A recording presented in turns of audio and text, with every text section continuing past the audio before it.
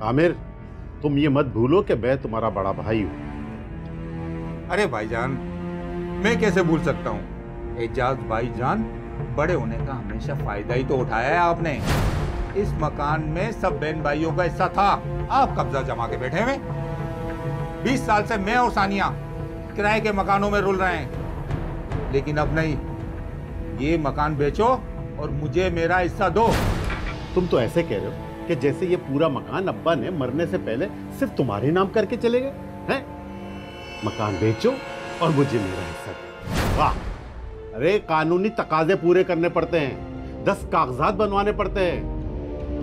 और तुम शायद ये भूल गए हो कि इस घर में हमारी बहनों का भी हिस्सा है। बात हो गई है दोनों बहनों से मेरी, वो मेरे हक में दस्तबरदार होने के लिए तैयार है।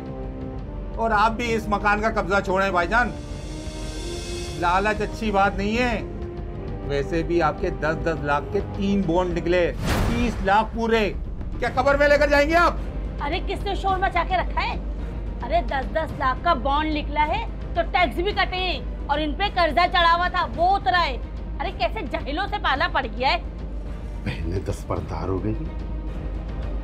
अरे तुमने कहा और मैंने मान लिया।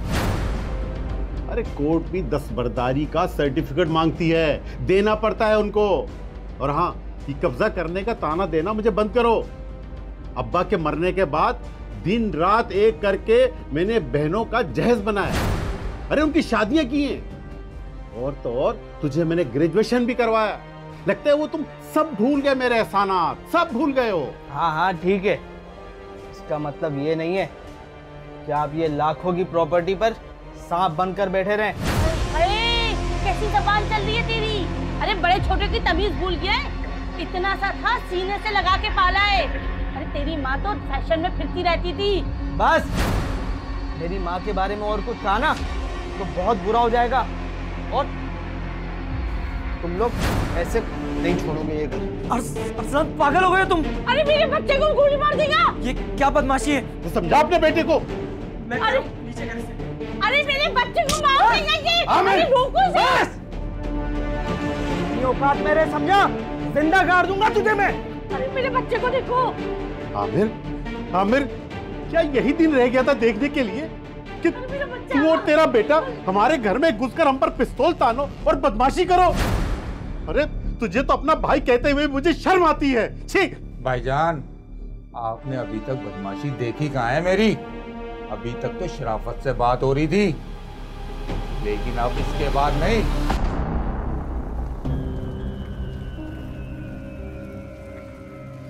बस जानी, यहीं उतार दे।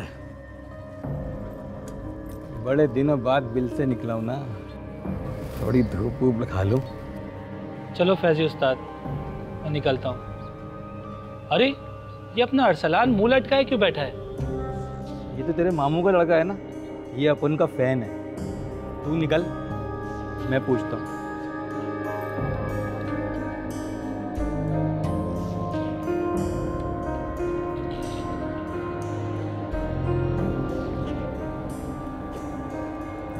लड़के, बड़ा उदास लग रहा है।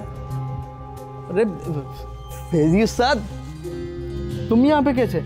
सुना है तुम्हें पुलिस जगह जगह ढूंढ रही है। अबे फैजी उस्ताद का तो 11 शहरों की पुलिस ढूंढ रही है। और तू बता, तू क्यों लटकाए बैठा है? यार क्या बताऊं, वही प्रॉपर्टी का मसला। मेरा ताया अपनी फैमिली के साथ कब्जा करके बैठा हुआ है, वहाँ से हिलने का नाम ही नहीं ले रहा। 30 लाख का बॉन्ड निकला है, लेकिन लालच है कि ख़त्म ही नहीं होगी। वो प्रॉपर्टी बेचे हैं, हमें हमारा हिस्सा दें तो हम भी कोई फ्लैट श्लैट ले लें यार, लेकिन वो बेचने का नाम ही ले रहे। मैं तंग आ गया हूँ उस किराए के घर से यार। अबे तो ये कौन सा बड़ा मसला है? तेरा ताया खुद आएगा चाबियां लेकर और माफी भी मांगेगा। क्या वाकई? अबे तो मैं क्या तेरे से मजाक कर रहा हूँ? बस थोड़ा सा पैसा लगेगा। पैसा? कितना पैसा लगेगा? तू भाई है, मकान में तेरे बाप का हिस्सा है ना, उसमें से 5% तेरे लिए डिस्काउंट। ठीक है, मैं अब्बा से इस बारे में बात करता हूँ। फिर तुम्हें बताता हूँ, ठीक है उस्ताद? बहुत बहुत शुक्रिया, बहुत बहुत शुक्रिया।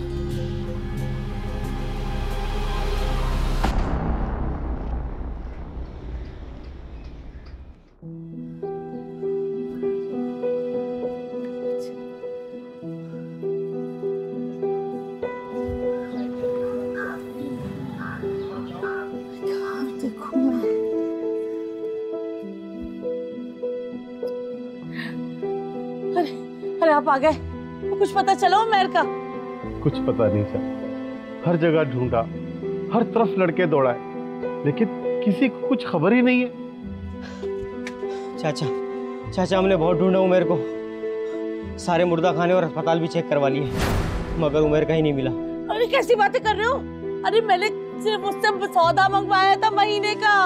क्या तुमने उसे सौदा मंगवाया था और तुमने उसे पैसे भी दिए होंगे? अरे तो वो अपने दोस्तों के साथ वो पैसे लेकर कहीं ऐश कर रहा होगा, और हम यहाँ उसके लिए परेशान हो रहे हैं। कब वक्त आ जाए तो मैं इसको। अरे कैसी बातें कर रहे हो?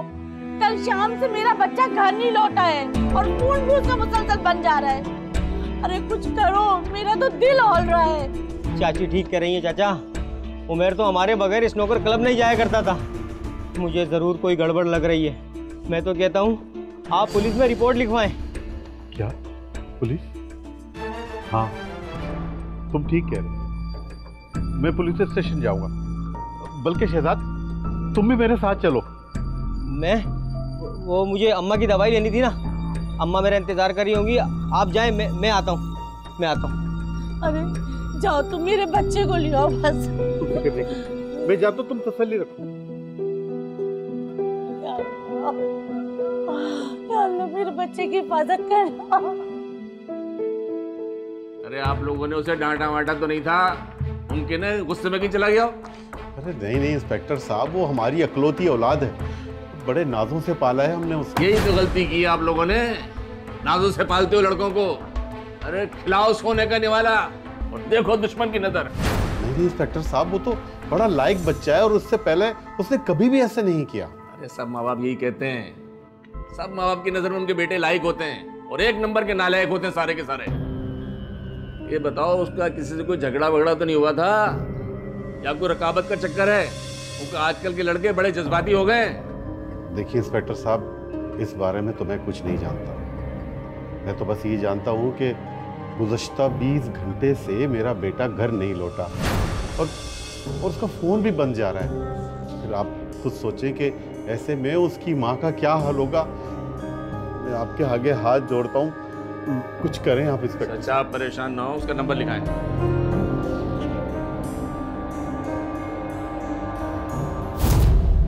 ताज़ीरात पाकिस्तान की दफ़ा 364 के तहत अगर कोई शख्स किसी ऐसे फ़र्द को अगवा करता है जिसे कत्ल करना मकसूद हो, या उसे अगवा करके ऐसे हालात में रखा जाए जहां अगवा होने वाले फ़र्द की जान को शदीद ख़तरा हो, तो इस शख्स को जुर्माने के साथ साथ 10 साल तक कैद बामुशक्कत की सज़ा हो सकती है।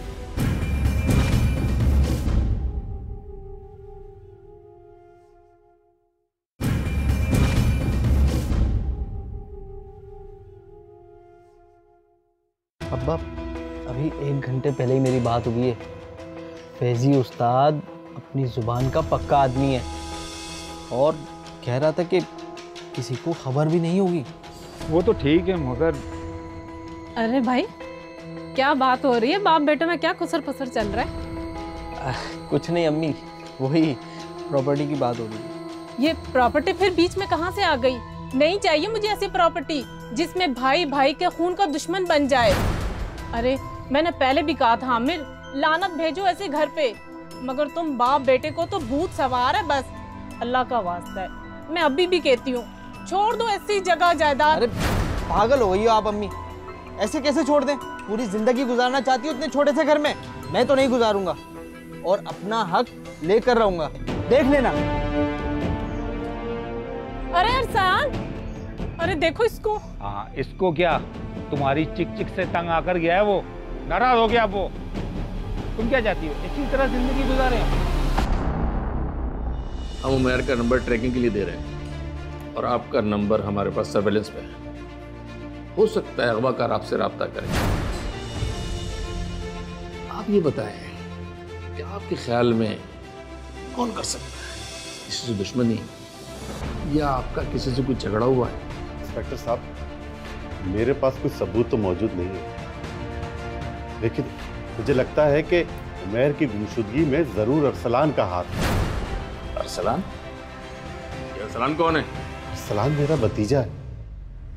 कुछ रोज कबली उसने मेरे अहले खाना को धमकाया था और हम पर तो उसने पिस्टल ही तान ली थी और उमैर को उसने गायब करने की धमकियां भी दी थी।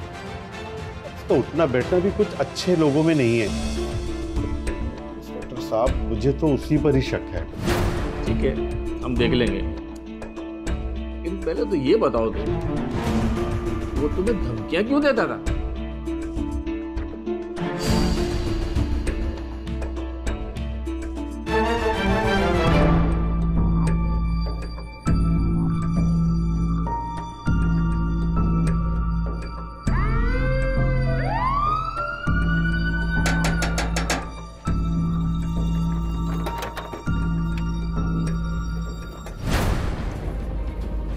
भाई बड़ी जल्दी में लग रहे हो, लगता है मफरूर होने की पूरी तैयारी कर ली है तुम लोगों ने। हम मुजरिम थोड़ी हैं, क्यों फरार होंगे हम? अभी पता चल जाएगा। तुम्हारा नाम अरसलान है? जी जी अरसलान हूँ। ले चलो इसको थाने। अरे अरे साहब, क्यों लेकर जा रहे हैं ऐसे? अरे क्या किया है इसने? थाने लेकर जा रहा हूँ, तफ्तीश करनी है इससे। सर मुझे माफ कर दे, मैंने कुछ नहीं किया सर। सर कुछ नहीं किया सर मैंने। और शोर नहीं कर, वरना यहीं से मारता हुआ लेकर जाऊंगा। चल। अरे साहब, इसने कुछ भी नहीं किया, मेरा बेटा ऐसा नहीं है। सब थाने चल के पता चल जाएगा। ले चलो इसको, चले। अरे साहब, सर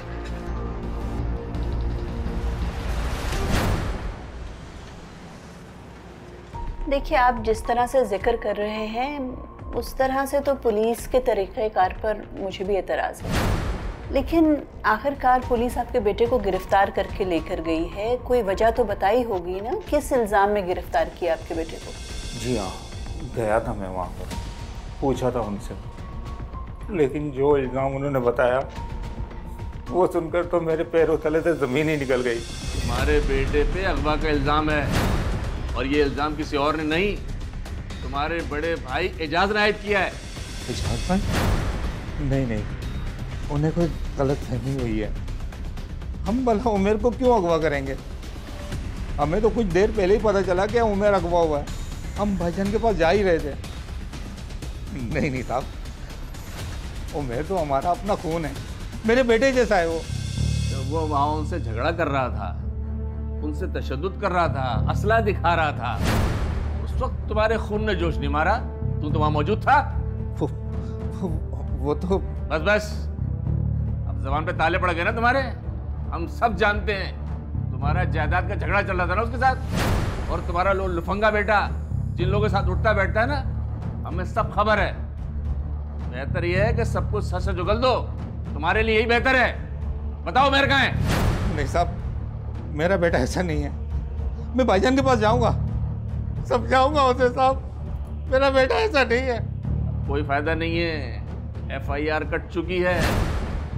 अब ये सिर्फ अगवा का मामला नहीं रहा है, धमकियां भी दी हैं और असला भी ताना गया है। दहशतगर्द की दफा 780 लगी है। बेहतर यही है कि अपने जुर्म का इकरार कर ले, हो सकता है सजा कम मिल जाए। साहब, मेरा बेटा बेकसूर है, मैं साबित करके रहूंगा, सब साबित करके रहूंगा, मेरा बेटा बेकसूर है।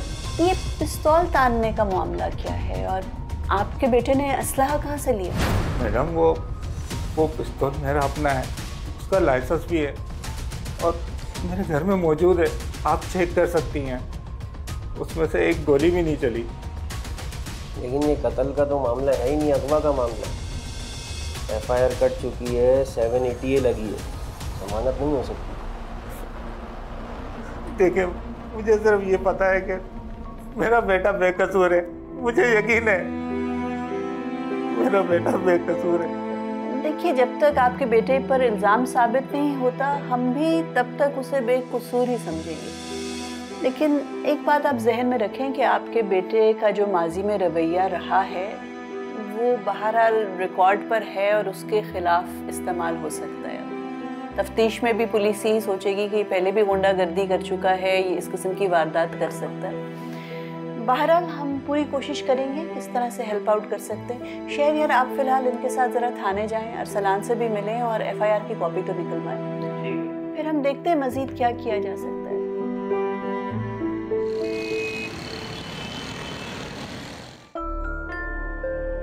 अरे आप ऐसे ही बैठे रहेंगे, हम मेरे बेटे को ढूंढ के लाएंगे। अरे जाए, मेरे बच्चे को ढूंढ के लिया है।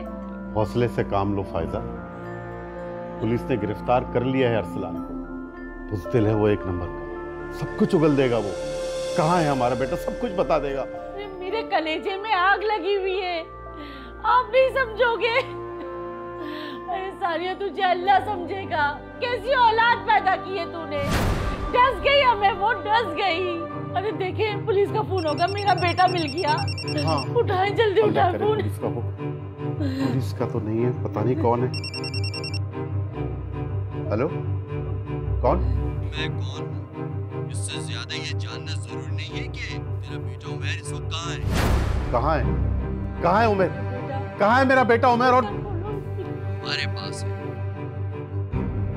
और अगर तू उसे दोबारा जिंदा देखना चाहता है तो तुझे वही करना होगा जो मैं कह रहा हूँ, वरना। देखो, तुमने अगर उमर को हाथ भी लगाया तो मैं तुम्हारे हाथ तोड़ दूंगा। पुलिस ने तो अरसलान को गिरफ्तार कर ही लिया और बहुत जल्द इंशाल्लाह तुम तक भी पहुंच जाएगी। पुलिस लगता है तुझे अपने बेटे से ज्यादा अपनी दौलत से प्यार है, तो ठीक है, आज ही उसे ठिकाने लगा देते हैं। क्या कह रहा है? नहीं, मेरे बच्चे को कुछ नहीं करना। नहीं, देखो तुम जो कोई भी हो, मैं तुम्हारी सारी शर्तें मान लूंगा, तुम ऐसा कुछ मत करना। मैं अपने आप को बेच कर भी अपने बेटे उमेर को बचाऊंगा। 30 लाख रुपए चाहिए और उस रकम का इंतजाम तुझे अगले 48 घंटे में करना है। 30 लाख? 30 लाख तो बहुत बड़ी रकम है भाई, मैं ये कहाँ से लाऊंगा? तो ठीक है, आज ही उसे ठिकाने लगा देते। नहीं, मेरे बेटे को कुछ नहीं करना। मैं तुम्हारी सारी शर्तें मान लूं।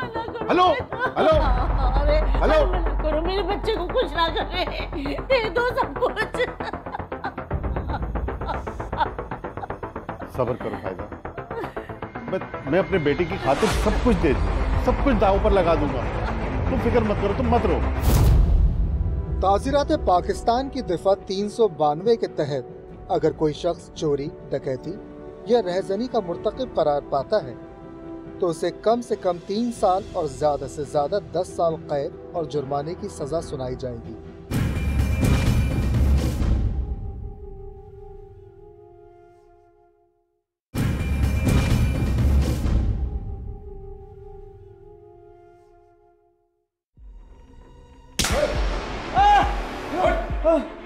बहुत आराम हो गया, अब काम की बात कर लें।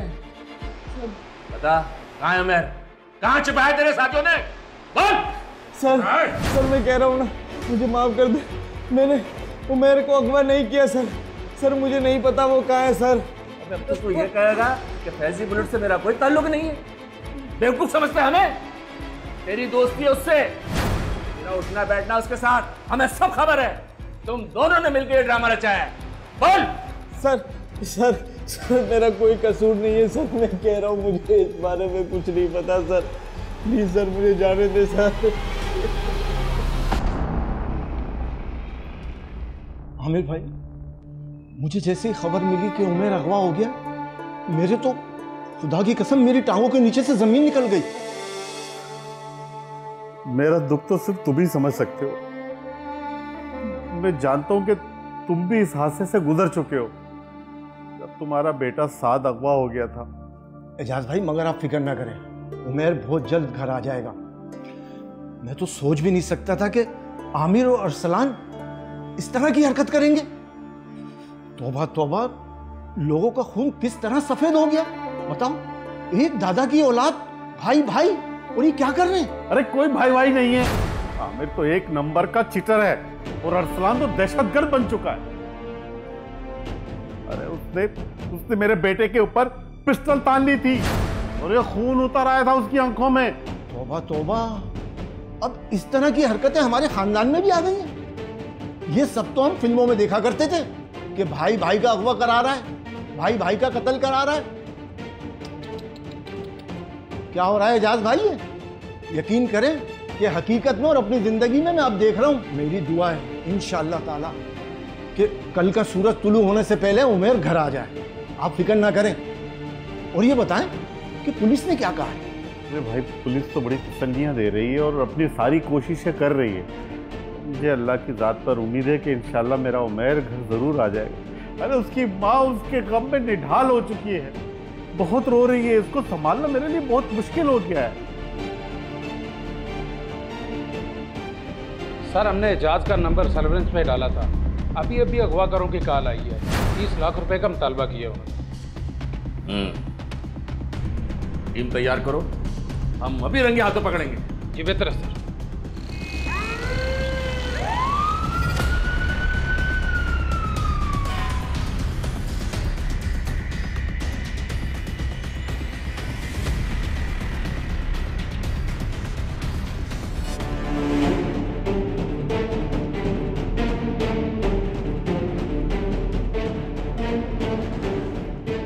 यहाँ तो कोई नहीं,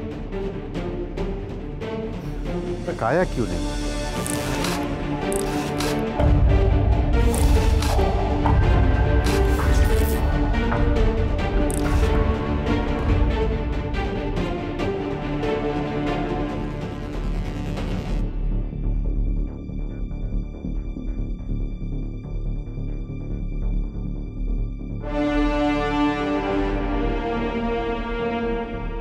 फोन करता हूँ।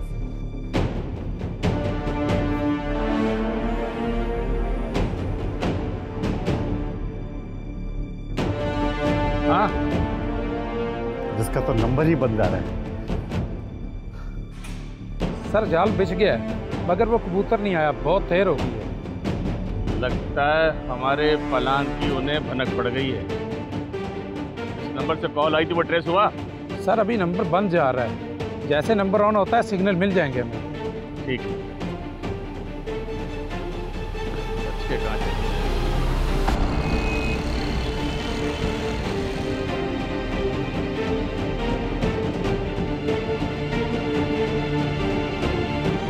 लाया मुझे कब जा रहे हो?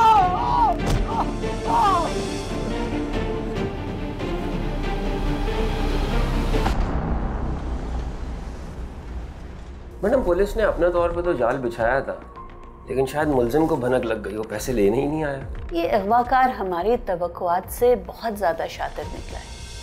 देखो, इस पूरी वारदात में उसने एक सबूत नहीं छोड़ा। ना कोई चश्मदीद गवाह सामने आया है, ना उमैर के सेलफोन रिकॉर्ड से हमें कोई ऐसा सबूत मिला है। मुझे तो लगता है कि ये अगवाकार एक प्रॉपर क्रिमिनल है। उसे पता है कि पुलिस को किस तरह से गुमराह करना है, अपना जुर्म किस तरह छुपाना है, और ये वारदात उसने बाकायदा प्लानिंग के साथ की है। ठीक कह रही हैं मैडम आप, लेकिन पुलिस ये बात समझ ही नहीं रही है। अब तक अरसलान पे शक कर रही है। अरसलान के वालिद को बुलाया है तफ्तीश के लिए थाने। खैर, मुझे तो अब बहुत क्लियर हो गया है कि अरसलान के वालिद उस रोज़ ठीक ही कह रहे थे। उनका बेटा वाकई में बेकसूर है। और फिक्र मुझे इस बात की हो रही है कि जितना वक्त गुजरता जा रहा है, उमैर की ज़िंदगी को ख़तरा बढ़ता जा रहा है। मैडम, अगर पुलिस इसी तरह सिर्फ अरसलान पे शक करती रहेगी ना, तो मुलजिम हमारे हाथ से बहुत दूर निकल जाएगा। मैंने आयो साहब से बात करने की कोशिश की थी। उन्हें कहा था कि आप अरसलान के अलावा भी कोई सस्पेक्ट ढूंढें। अरसलान ने ये वारदात नहीं की, लेकिन वो वही बात करने लगे कि जी आपका तो क्लाइंट है, आप अगर उसकी तरफदारी नहीं करेंगे तो कौन करेगा। उन्होंने बिल्कुल अपना जहन ना महदूद कर लिया और तफ्तीश को भी महदूद कर दिया। अब मैं सोच रही हूँ हमारी बात पर वो कायल नहीं हो रहे। हो सकता है एक सोशल वर्कर की बात सुन लें वो। आपका इशारा मारिया खान की तरफ तो नहीं है? वो भी उसी इलाके में वर्क करती है। मारिया की बात कर रही हूँ। सही पहुँचे तुम। मेरी बात करवाओ ज़रा मारिया से।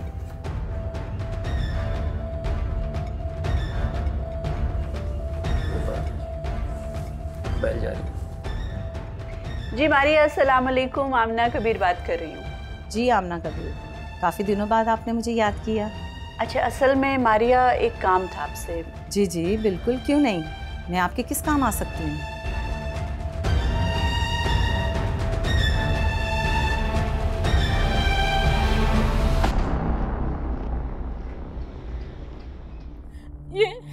ये 25,000 रुपया मैं घर के खर्चे के पैसों में से जमा कर करके रखती रही हूँ। हम इजाज भाई के घर पे चलते हैं, हम अपने हिस्से से भी 10 बरदार हो जाएंगे। सब कुछ दे दूंगी। मैं कहूंगी वो अपना बच्चा उनके चुंगल से बचा के ले आए ताकि मेरा बच्चा वापस आ जाए। सानिया, हौसला रखो। खुदा के यहाँ देर है, अंधेर नहीं। और जहां तक इन पैसों का ताल्लुक है, इनका वजन इतना नहीं है कि भाई और भाभी का दिल पिघला सके। जिस तरह हम अपने बेटे के लिए परेशान हो रहे, उसी तरह वो अपनी औलाद के गम में पागल हो गए। अभी जाना हमारा मुनासिब नहीं होगा। तो मैं फिर क्या करूं? मैं कहाँ जाऊं? मुझसे नहीं सबर होता। मैं माँ हूं, मुझसे नहीं बर्दाश्त होता। मेरा बच्चा के साल में होगा, मजलूम बच्चा। मुझे वो पुलिस वाले बहुत तशद्दुद करते हैं, वो तो मेरे बच्चे को मार देंगे। मैं क्या करूं? ऐसा कुछ नहीं होगा। मैंने आमना कबीर साहबा से बात की है, वो कोशिश कर रही हैं। और देखो, तुम्हें कुछ ना हो जाए, तुम हौसला रखो। अगर तुम्हें कुछ हो गया तो मैं अकेले जंग नहीं लड़ सकता। ये मैं तुमसे कहती थी ना कि इसके पिस्तौल के शौक और इसके आवारा दोस्त, इनसे इसका पीछा छुड़ाओ। तो मेरी बात सुनते ही कहा थे। अपने इकलौते बेटे से भी हाथ धो बेटे। मैंने कितनी मिन्नतों से मांगा था अपना बच्चा, तुमने नहीं सुना। मुझे माफ कर दो। हम तो पिस्तौल इसलिए लेकर गए थे कि भाईजान डर जाएंगे और हमें हमारा हिस्सा मिल जाएगा। मुझे क्या पता था कि ये सब कुछ हो जाएगा। मैं अच्छा बाप नहीं बन सका, मुझे माफ कर दो।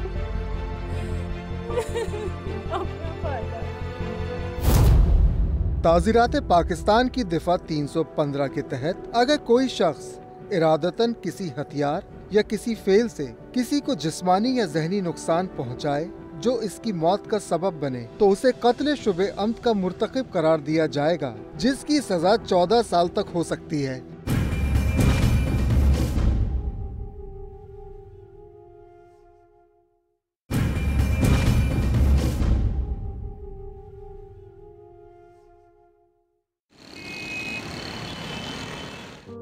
देखें इन्हें, कैसे अपने बेटी की जुदाई जिंदा लाश बन चुकी है ये।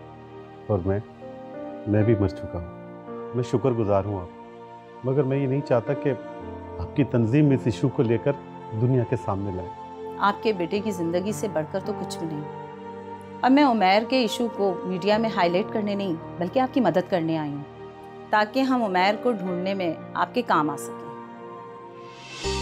आप मेरे को ढूंढ लेंगी? आप मेरे बेटे को ले आएंगी? मुझे ये मकान, ये जायदाद कुछ नहीं चाहिए, बस आप मेरे बच्चे को वापस ला दें। मेरी पूरी कोशिश होगी कि ऐसा ही हो, लेकिन आपके ताउन के बगैर तो कुछ नहीं हो सकता। जी, हम आपसे हर किस्म का ताउन करने के लिए तैयार हैं। आप बताइए कि हमें क्या करना होगा। मैंने उमैर के केस की काफ़ी स्टडी की है। क्या आपको पूरा यकीन है कि उमैर को अगवा करने में अरसलान का ही हाथ है? और कौन हो सकता है? अरसलान ने ही उमैर को अगवा किया होगा, क्योंकि अरसलान ने हमें धमकियां दी, उसने हमारे कनपटी पर पिस्तौल तानी थी। मैं अपने भाई को बहुत अच्छी तरह से जानता हूँ। ये सब उसी का और उसके बेटे का किया धरा, उसी का ये खेल है रचाया हुआ। लेकिन अरसलान तो जेल में है और आमिर की हर एक्टिविटी पर पुलिस की नज़र है, और अभी तक उमैर का भी कोई सुराग नहीं मिला। मुझे तो लगता है कि अगवाकार आपके हर काम पर नज़र रख कर बैठे हैं। फिर आप कैसे कह सकते हैं कि आपके मद्दे मुकाबिल अरसलान ही है? मुझे तो लगता है कि इस काम के पीछे कोई शातिर या जराइम पेशा शख्स है। क्या तुम्हें भी लगता है कि अरसलान ने उमैर को अगवा किया है? सच कहें तो मुझे ऐसा नहीं लगता कि अरसलान ऐसी हरकत कर सकता है। वो बड़ी बड़ी बातें करना जानता है, मगर अगवा करने की हिम्मत उसमें नहीं। तो फिर ऐसी हरकत कौन कर सकता है? उसकी किसी से दुश्मनी थी? तुम तो उसके काफ़ी पुराने दोस्त हो, कुछ तो जानते होगे। जी जानता तो नहीं, मगर मुझे एक आदमी पर शक है। उसका ख़ानदान बहुत पावरफुल है, बस इसीलिए मैं चुप रहा। देखो, घबराओ नहीं, तुम्हारा नाम सीगाए राज में रखा जाएगा। जो भी जानते हो बता दो, भरोसा करो। दरअसल मैं और उमैर एक ही कोचिंग सेंटर में पढ़ा करते थे, और वहाँ एक लड़की हुआ करती थी किरण। वो दोनों एक दूसरे को पसंद करते थे। और वहीं एक लड़का था शर्जील, बदमाश टाइप का। और इन दोनों में एक दिन शदीद झगड़ा भी हुआ था। इस बात पर वो भी किरण को पसंद करता था और कुछ दिन बाद उसको कोचिंग सेंटर से निकाल दिया गया। फिर पता चला कि पुलिस ने उसको असला रखने के इल्ज़ाम में गिरफ्तार कर लिया, लेकिन कुछ दिन बाद वो रिश्वत देकर बाहर आ गया। सर, मुझे लगता है कि शायद इस मामले में शर्जील का हाथ हो सकता है। अगर अरसलान ने उमर को अगवा नहीं किया तो फिर वो कौन शख्स है? ये तो आप ही मुझे बता सकते हैं ना एजाज साहब। शायद ऐसा कोई शख्स जिसके साथ आपने बहुत बुरा किया और आपके जहन में वो धुंधला सा गया हो, लेकिन उसने और उसको आप याद हों, शायद आपकी वजह से उसका नुकसान हुआ हो। तो कोई शख्स नहीं है मेरे जहन में। कैसे भूल सकते हैं? फवाद।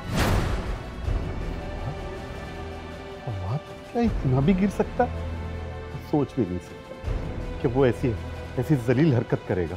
मैंने आपसे कहा था ना कि आप भूल गए होंगे, वो नहीं भूला होगा।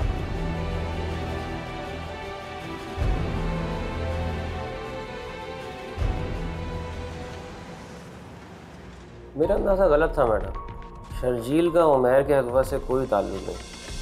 शर्जील का उमैर से झगड़ा ज़रूर हुआ था, लेकिन उसकी वजह गलत फहमी थी। मेरी इस पे किरण से डिटेल में बात हुई थी। शर्जील किरण की फ्रेंड मलिहा को पसंद करता था। इस बात पे उमैर को गलत फहमी हुई और वो शर्जील से उलझ बैठा। किरण ने बताया कि कोचिंग छोड़ने से पहले शर्जील और उमैर की सुलह भी हो गई थी। अच्छा, तो अगर शर्जील भी सस्पेक्ट लिस्ट से निकल जाता है तो फिर तो एक ही इंसान रह जाता है जिस पर शक किया जा सकता है। तुम्हें याद है मारिया ने बताया था कि ये आमिर और एजाज का एक रिश्तेदार है फवाद, उसका बेटा भी अगवा हुआ था। और उस सारी वारदात के दौरान मेरा ख्याल में उसे बहुत अच्छी तरह से पता चल गया था कि अगवाकार किस किस्म के हरबे इस्तेमाल करते हैं। अगवा की वारदात किस तरह से की जा सकती है ये तो इस आदमी को बहुत अच्छी तरह पता होगा। और क्योंकि ये उनका रिश्तेदार है तो घर भी आना जाना होगा, इसलिए इसको मालूम होगा कि एजाज के पास अभी रिसेंटली थोड़े पैसे थे। इस इंसान पर शक किया जा सकता है। मेरी ज़रा आयो साहब से बात करवाओ। नहीं साहब, आपको कोई गलत फहमी हुई है साहब। हमने कुछ नहीं किया साहब। नहीं सब मारो नहीं। गलत फहमी तो मैं पहले थी कि हम अरसलान को असल मुजरिम समझ रहे थे, मगर आमना कबीर के इन्वेस्टिगेशन ने तुम्हारे चेहरे से नकाब उलट दी। जी आमना कबीर साहिबा, आज नहीं तो कल हम आपके क्लाइंट के खिलाफ ठोस सबूत हासिल कर लेंगे। सजा तो उसे होकर रहेगी। इंस्पेक्टर साहब, आपके पास ना आज की तारीख में अरसलान के खिलाफ कोई शवाहिद हैं, कोई सबूत हैं, और ना आपको कल मिलने हैं। बगैर किसी वजह के आप लोगों ने उस पर 780A लगा दी है, उसकी जमानत ही नहीं हो पा रही। देखिए, आप लोग गलत सिमत में तफ्तीश करके वक्त बर्बाद कर रहे हैं और उमैर की जिंदगी को मजीद खतरे में डाल रहे हैं। मैं आपको बता रही हूँ कि अरसलान ने ये वारदात नहीं की। फिर असल मुजरिम कौन है? हमारी तफ्तीश में तो उसके सारे रिश्तेदार सामने आ गए। किसी का उससे प्रॉपर्टी में झगड़ा नहीं हुआ जा सकता। देखिए, झगड़ा हुआ है और रिश्तेदार के साथ ही हुआ है, लेकिन प्रॉपर्टी पर नहीं, तावान के मामले पर हुआ है। तावान? मैं कुछ समझा नहीं।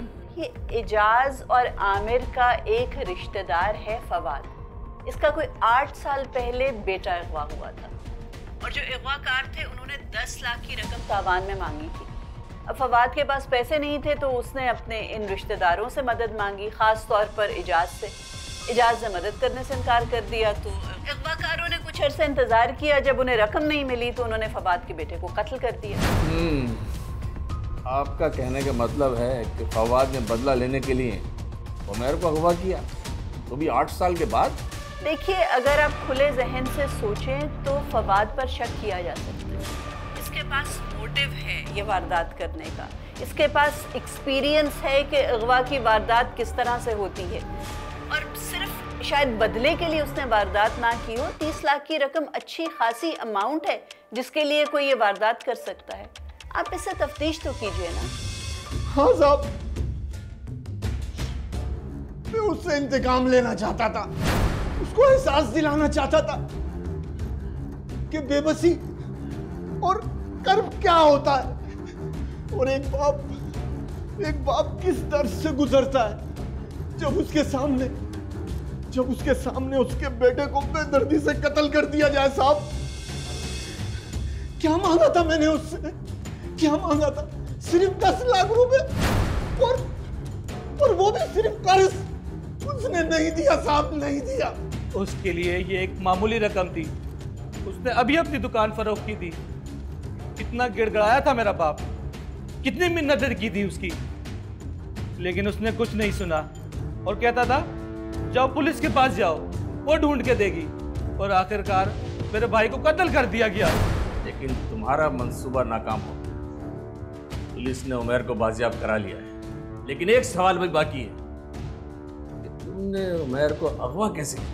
हमें पता था साहब कि रोज सौदा लेने के लिए वो कब निकलता है। एक दिन मैंने इसका ताकुब किया और एक सुनसान गली के बाहर इसको लिफ्ट ऑफर करी, और यूं मैं बातों में बहला फुसलाकर इसको अपने अड्डे ले गया। क्या तुम लोग रकम मिलने के बाद उसे कत्ल करने वाले थे? बोलो। तो साहब और क्या करते?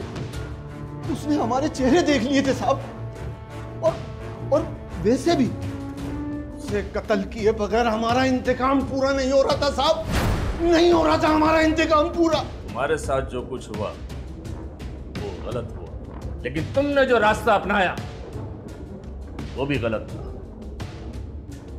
तुमने जो जुर्म किया है उसकी सजा भुगतने के लिए तैयार हो जाओ। वकला के दलाइल, पेश करदा शवाहिद और मुल्जिमान के इतराफी जुर्म के बाद ये अदालत इस नतीजे पर पहुंची है कि उमैर वल्द एजाज अहमद को अरसलान वल्द आमिर ने अगवा नहीं किया, बल्कि उसके रिश्तेदार फवाद और उनके बेटे नुमान ने बदला लेने की खातिर अगवा करके हिब्स बेजा में रखा और उसके अहल खाना को धमकियां भी दी।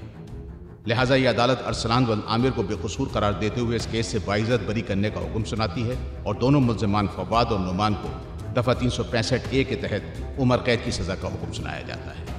अदालत बर्खास्त की जाती है।